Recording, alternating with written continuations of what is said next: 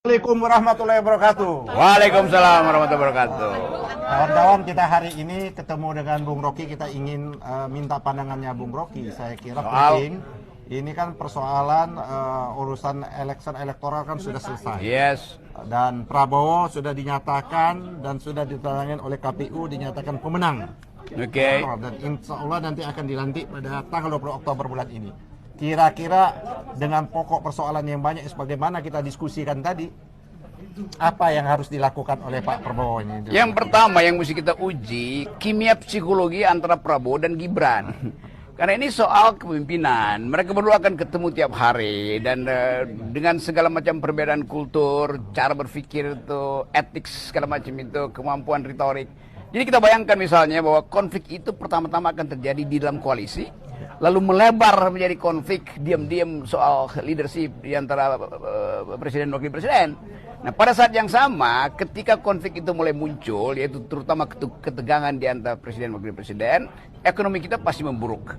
Karena ketegangan global, supply chain yang terganggu tuh, semua parameter tentang moneter itu mulai merambah dan membuat kita kelimpungan, bahkan mungkin potensi ras akan terjadi. Jadi Prabowo ada dalam ketegangan psikologi sekaligus ketegangan sosial. Apalagi kalau kita tambahkan bahwa dunia bersiap-siap untuk ikut perang dunia ketiga tuh. Semua dolar di Indonesia akan dipanggil pulang oleh Joe Biden untuk persiapan industri perang di situ kan. Jadi kemungkinan itu akan membatalkan ambisi misalnya untuk makan siang gratis, ambisi untuk menambah anggaran IKN, ambisi untuk menambah jalur kereta cepat dari Bandung tembus lagi ke Surabaya. Jadi semua ilusi itu kita bayangkan dari sekarang bukan karena kita ingin menghalangi, tapi dia akan dihalangi oleh semacam hukum-hukum sosiologi. Atau dalam ilmu agama dia akan dihalangi oleh hukum-hukum alam alias sunatullah. Jadi kalau begitu bisa apakah dapat disimpulkan sesungguhnya beban yang terberat oleh Pak Prabowo itu sesungguhnya ada pada Gibran? Itu di depan situ tuh ada mawar, coba di short mawar itu. Dan ada lagu bunyinya Every Rose Has Its Thorn. Itu lagu dari Poison dulu. Semua mawar ada durinya. Kita tanya sekarang, yang wangi itu adalah Prabowo karena dianggap oke, dia jujur untuk menyelamatkan Indonesia berkali-kali. Tapi ada duri di situ, yaitu Gibran. Atau sebaliknya, Prabowo adalah duri bagi dinasti Jokowi nanti. Karena kalau misalnya soal-soal politik hari ini membuat ekonomi gagal, masyarakat kemudian lakukan social unrest, itu artinya yang harus bertanggung jawab adalah Jokowi. Tapi saya dengar kemarin Prabowo bilang bahwa dia sudah dipersiapkan oleh Jokowi sejak lama tuh. Saya baru mau nanya yang itu terakhir.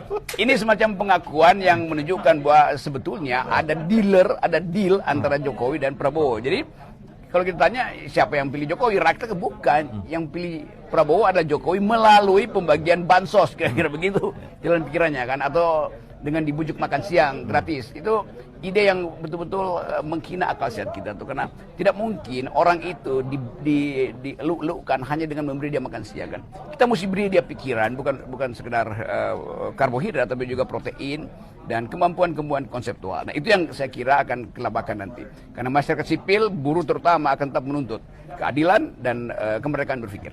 Tapi bagaimana Bung Rocky menilai apa yang dikemukakan oleh kaum sivitas akademika melihat hasil berharap banyak kemarin dengan Mahkamah Konstitusi, tapi faktanya kan berbanding terbalik dari apa harapan. Bahkan mereka menyatakan yang menyelesaikan ini ada peradilan rakyat seperti itu.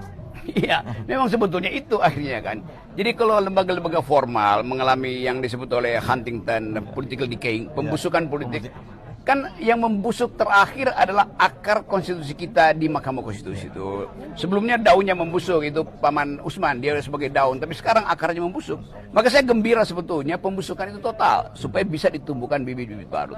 Nah, keadaan semacam itu hanya bisa dilakukan secara pelembagaan. Kita masih nuntut misalnya supaya Megawati teruskan protesnya itu ke DPR dalam bentuk hak angket apapun kan, supaya terbuka lagi dinamika politik. Tapi kalau itu pun macet, ya udah akan ada People Tribunal.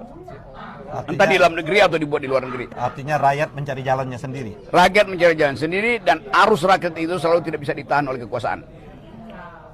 Yang terakhir, ya, apa yang diinginkan diharapkan kepada para pendukung, ya, relawan yang mungkin sudah mulai goyah melihat mereka berharap cukup banyak kepada kepada pasangannya, tapi di akhirnya itu terjadi zigzag yang luar biasa.